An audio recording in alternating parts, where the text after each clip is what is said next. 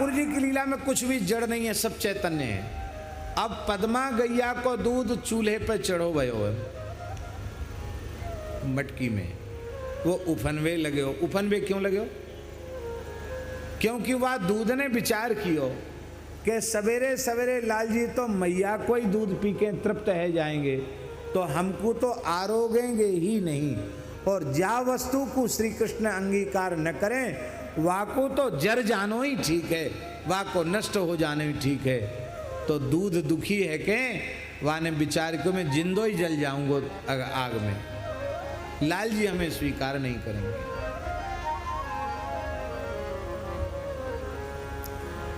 अब ऐसे तो दिखा देते हैं कि मैया से ठाकुर जी पूछ रहे हैं कि मैं तो ये प्यारो लगूं कि दूध दही माखन मिश्री प्यारो लगे, ये नहीं है।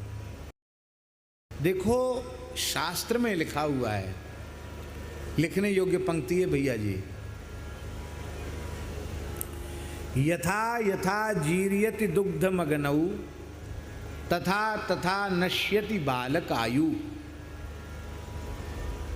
दूध उफन के जितना अग्नि में गिरकर जलता है, बालकों की उतनी अधिक आयु नष्ट हो जाती है, उनका अमंगल हो जाता है। तो मैया बालकृष्ण को दूध पिलाना छोड़कर वहां क्यों गई? वो इसलिए गई कि बालकृष्ण का अमंगल न हो जाए।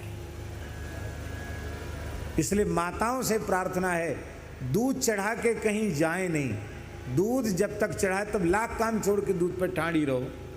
और प्राय होता ही ऐसा है, मैया दूध चढ़ाया और चढ़ा के दूसरे काम में लग गई, ये कर लूँ वो कर लूँ, तब तक दूध उफन के चूल्हे पे गिर ही जाता है।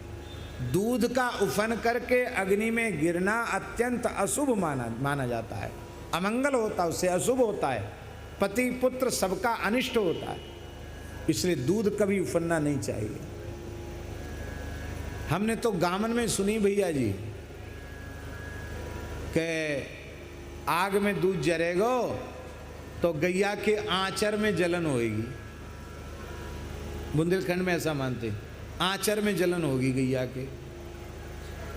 तो अब गैया के आंचर में जलन हो तो भी सावधानी रखनी चाहिए, और बालकों की आयु नष्ट हो तो भी सावधानी रखनी चाहिए। तो मैया का प्रेम बालकृष्ण में ही है, क्योंकि दूध उतारने गई वो दूध भी तो बालकृष्ण के लिए ही है। इसलिए मैया के वात्सल्य में कहीं अंतर नहीं पड़ा। पर ठाकुर जी नाराज क्यों भय?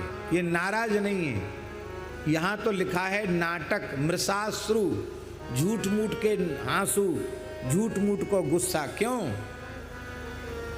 ये क्रोधाभिनय क्यों है?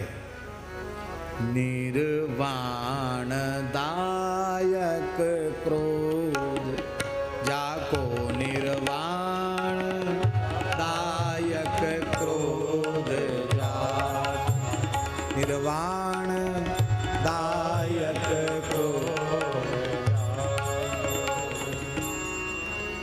ये मैया पे गुस्सा नहीं है, ये गुस्सा इसलिए कर रहे हैं कि नलकुंवर मणिग्रीव जो कुबेर के पुत्र हैं उनको मोक्ष देना है, वृक्ष योनि से जड़ योनि से मुक्त करना है। तो क्रोध नहीं करेंगे तो मोक्ष कैसे होगा? इसलिए निर्वाण के लिए क्रोध का नाटक कर रहे हैं ठाकुर जी।